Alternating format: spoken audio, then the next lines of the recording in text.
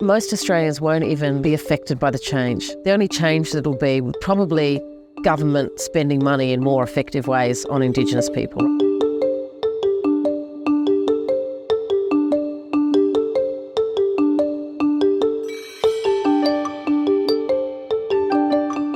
The detail is clear. It's an Aboriginal and Torres Strait Islander Advisory Committee that is elected and voted for by Aboriginal and Torres Strait Islander people. And it gives advice to Parliament. The Parliament can decide on the detail of how many representatives it'll be, but they can decide that over time. The one thing that you're voting on is, should this advisory committee exist in the Constitution? That's it. We're asking for the voice to be enshrined in the Constitution so that it can always be there. Because we've had 5 advisory bodies in my lifetime, and they're set up and then they're killed off and they're set up again and killed off. What we want is something that lives on.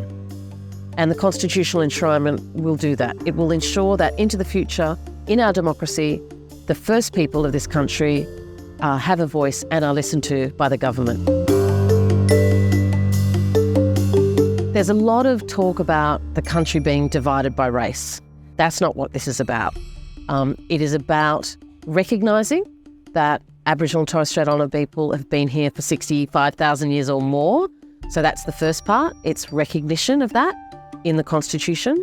And then the second part is creating an advisory body. So it doesn't give people an extra vote for parliamentarians. It just means that Aboriginal people will be able to elect a committee of, say, maybe 20, 24 people who give advice to government, maybe 4 times a year they meet in Canberra. Importantly, the government doesn't have to follow that advice. All they have to do is listen to it, and they can do whatever they want. If the voice goes through, most Australians won't even be affected by the change. But for Aboriginal and Torres Strait Islander people, it'll do 2 things. One, they'll feel like finally the country has acknowledged their presence, our presence, and that's a valued part of our nation, and that's really important. The second thing is, all those politicians in Canberra will finally have to listen to us and give respect to Aboriginal and Torres Strait Islanders' views, saving taxpayers' money through getting better advice about what solutions work on the ground in Aboriginal and Torres Strait Islander communities. That's what the voice is about. For those people who are undecided, a couple of things. One is, I think, get informed, right? Everyone's free to vote how they want.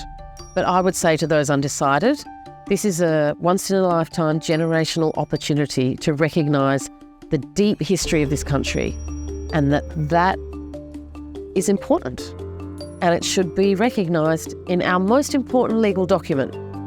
A vote for yes is a vote for that, and it's also a vote for improving the lives of Aboriginal and Torres Strait Islander people, who at the moment are the bottom rung of our society. And that's not right, and it's not just, and that needs to change, and a voice will help that change.